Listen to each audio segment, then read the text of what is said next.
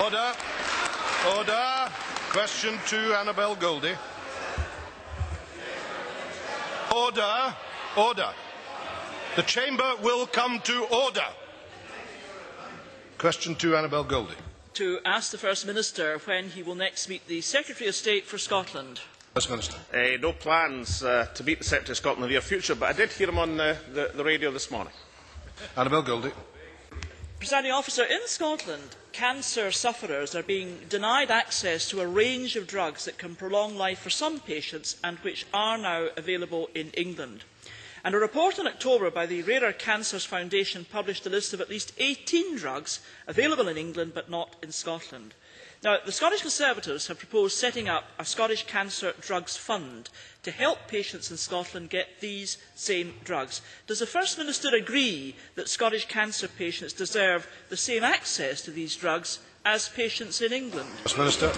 Well, I think Annabel Goldie should acknowledge that the SMC, the Scottish Medicines Consortium, is a very robust system of authorising drugs in Scotland. It's been widely admired. It has very difficult decisions to make because obviously resources are constrained in the health service, even though it's being protected by this administration.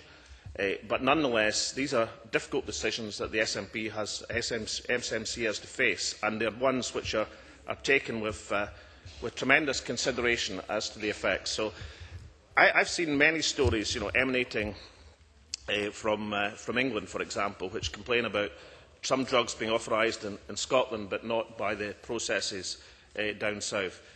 The decisions are made in the best interests of patients, but inevitably, of course, in any decision to authorise drug use, there is always a resource issue as well. And the balance of effectiveness against resources is an extremely difficult decision, and I hope Annabel Goldie will acknowledge there is a robust process which helps ministers with that decision. Annabel Goldie. Well, I have listened carefully to what the First Minister has said, Presiding Officer, and I do think difficult challenges confront us, but I don't think we should ever be timid about looking at what is happening elsewhere. And I do think this specific issue is one of importance and urgency, and the commitment by the UK Government to set up a cancer drugs fund for patients in England and Wales has been warmly received by cancer sufferers, their families and campaign groups there. And I think it's time the Scottish Government took action here. The UK Government thinks the issue is so important it's actually provided interim funding. So will the First Minister then agree to meet with me and my health spokesman to discuss how we might take this forward in Scotland, including setting up an interim fund to give cancer patients in Scotland the same access to these drugs as in England? First Minister. Well, it is wrong to say we don't have access to a range of drugs in Scotland that they have in England. That's just not true. The process that we have at the present moment is independent and robust. We are always prepared, and the Health Secretary is prepared, to meet to discuss ideas and concepts which could improve the situation yet further. But I do think Annabel Goldie, in this most sensitive of all issues, should acknowledge that we have a robust, independent process in Scotland which serves patients and the people well. Every decision in this area is a difficult one, and it is extraordinarily difficult to have a resource consequence as part of the decision making. But we will meet with Annabel Goldie to see if she can bring forward ideas. But let's start from the basis that the process we have in place in Scotland now is independent and robust. Question 3, Tavish Scott. Thank you, Presiding Officer. To ask the First Minister what issues will be discussed at the next meeting of his Cabinet. First Minister. Issues of importance to the people of Scotland. Tavish Scott. Presiding Officer, last week I informed the First Minister that the high pay bill for the public sector had increased by £53 million in just 1 year. Does he know what the bonus bill is for the same period? First Minister. Well, actually, I've got all the figures here.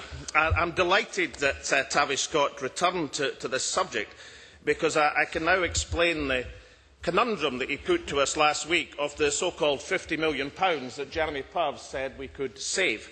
If you remember, what Tavish Scott did last week was to compare salaries under £100,000 with over £100,000 over 2 successive years. £40 million of that £50 million came from the health service.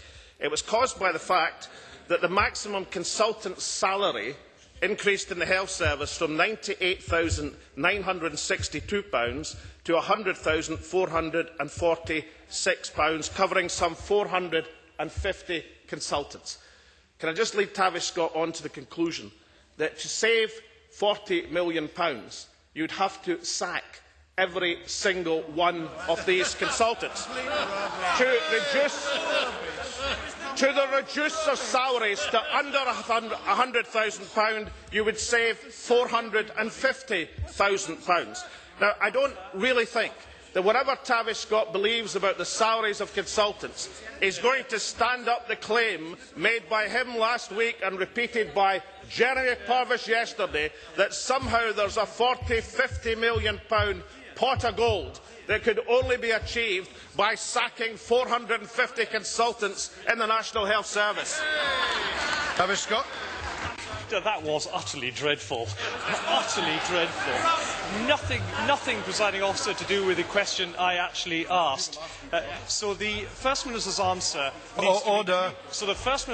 presiding officer, needs to be clearer, because the bonuses were signed off by his government. They are the First Minister's bonuses. It was his policy which promised punitive action on high pay. So why have bonuses gone up at Scottish Water, at Scottish Enterprise and at the Scottish Prison Service by 50%? Bonuses are up to £48 million in the public sector. High pay is up £50 million.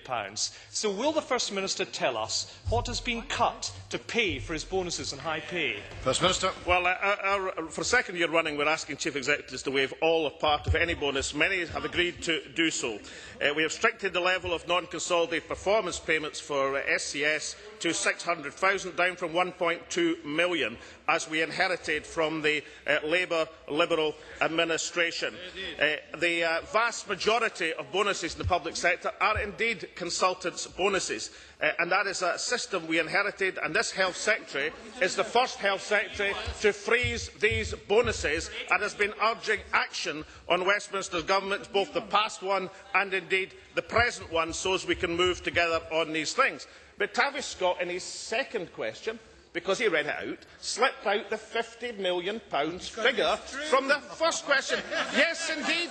And to me, I know Mike Rumbles, after that wonderful point of order yesterday, which had us all spellbound, that these things don't often occur to you very quickly.